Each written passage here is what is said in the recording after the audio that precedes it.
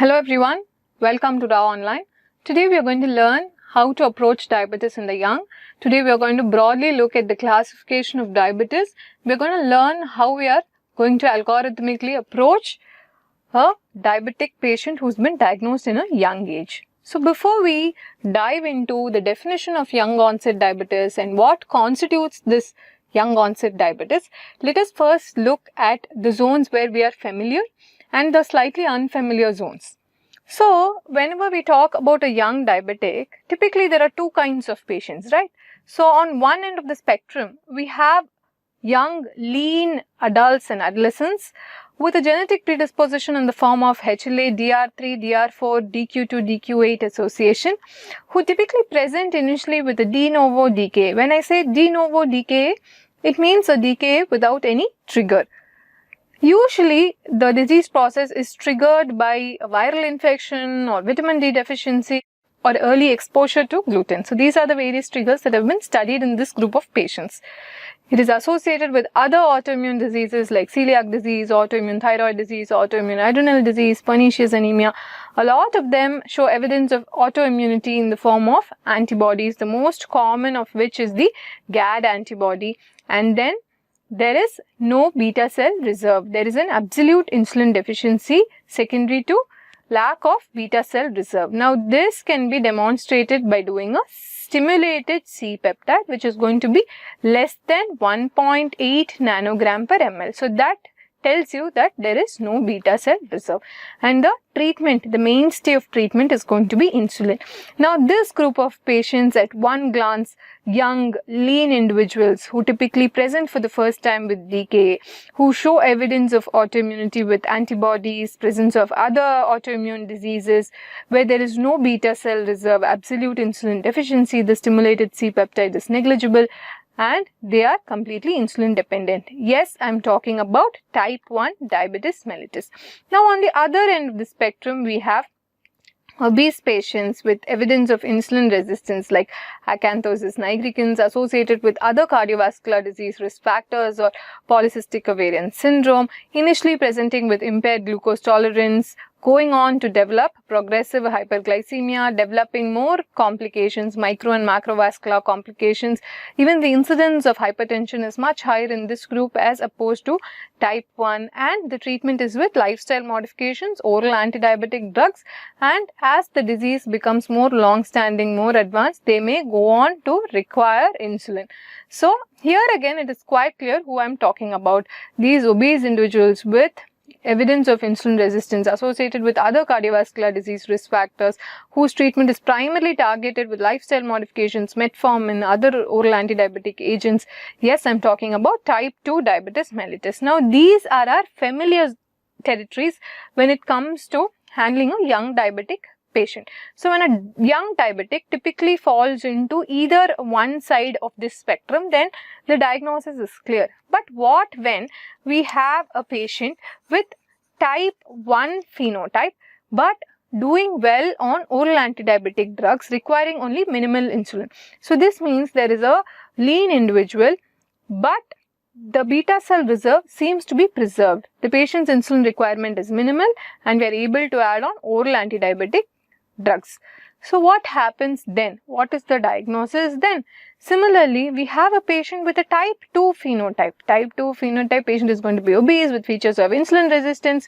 There may be a strong family history, but the patient presents with a de novo decay. Now, we all know a de novo decay, a decay without trigger is more common in type 1 diabetic patients. Even in type 2, because type 2 is one of the most common forms of diabetes that we see in the adults, we have a lot of patients who come in with DKA in type 2 diabetes mellitus, but it is often triggered by another etiology. For instance, urosepsis could trigger DKA. Presence of a cerebrovascular accident can trigger DKA. Presence of an acute coronary event can trigger a DKA. So, there may be several triggers for DKA, but a de novo DKA per se is not very common in type 2. So, what happens when a type 2 phenotype patient presents with a de novo DKA? That again brings the patient into this unfamiliar, uncharted territory, resulting in confusion. So we first need to understand the classification of diabetes so that we are able to categorize our young diabetic appropriately. Now, the classification is very important because the type of diabetes is going to not only help us with treatment and management but also with prognosis. So, how does the American Diabetes Association classify diabetes? Before looking into that, let us see what actually defines young onset diabetes. Now, young onset diabetes is defined by an age of onset of less than 35 years. So, any patient in whom you are making a diagnosis of diabetes at an age less than 35 years, then they fall into this category, young onset diabetes. Now, this has to be remembered because in today's day and age, the young onset diabetes is increasing rampantly. More and more we are seeing in our outpatient clinics younger diabetics with onset less than 35 years. So, our understanding of this group of patients needs to be very, very good. Now, in one of the studies which was done in India, it was seen that a majority of patients who make up this young onset diabetes actually have either type 2 diabetes or type 1 diabetes. So, both constitute this young onset diabetes almost in equal proportion. So, 4 out of 5 patients with young onset diabetes are going to be either type 2 or type 1. So, the remaining 1/5 of the patients, 20% of the patients, the major contributor is pancreatic diabetes, specifically what was earlier known as tropical diabetes, now called as fibrocalculous pancreatic diabetes. Amongst the remaining 5%, you have moody mitochondrial diabetes, all which we've started recognizing increasingly thanks to genetic testing, and this entity called the flatbush diabetes or the ketosis prone diabetes. We'll be looking into all of that in detail in some time. So, as I mentioned earlier, let us first see how the ADA, the American Diabetes Association, classifies diabetes. Now, first is the type 1 diabetes. Now, type 1 diabetes is characterized by absolute insulin deficiency secondary to beta cell destruction. So, here the beta cell reserve is going to be 0, which causes absolute insulin deficiency. Now, remember, this may be idiopathic or immune mediated. So, the antibody may be negative or the antibody may be positive. Irrespective of that, if we are able to demonstrate absence of beta cell reserve, typically in a young, lean individual, often presenting for the first time with diabetic ketoacidosis, then the diagnosis is type 1 diabetes mellitus. So, often in 85% of these patients, antibodies are going to be present. Remember that ADA classifies this category of patients with LADA, latent autoimmune diabetes in the adults, also under type 1. Now, LADA is very similar to type 1 except for the fact that here almost in 100% of the cases, the antibody is positive and beta cell reserve is preserved initially in the disease.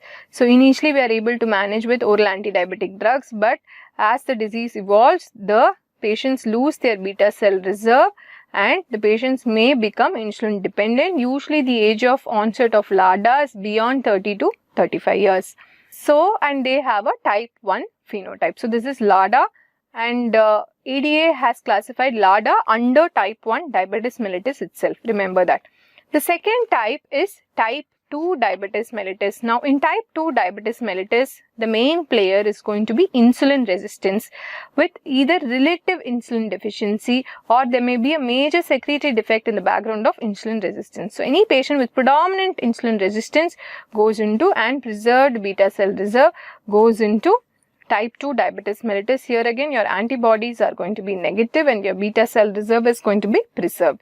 And then you have the other types. Now, this is a potpourri group where you are going to have a lots of types of diabetes, from endocrinopathies to pancreatic diabetes to genetic syndromes, syndromic diabetes, MODY, all of this are going to come under this category. So, this will require detailed explanation, which we will see. We will look in detail at the different subtypes which constitutes this so-called other types of diabetes. And then finally, we have the gestational diabetes mellitus. This is the classification of diabetes. Now, WHO looks at diabetes in a slightly different way.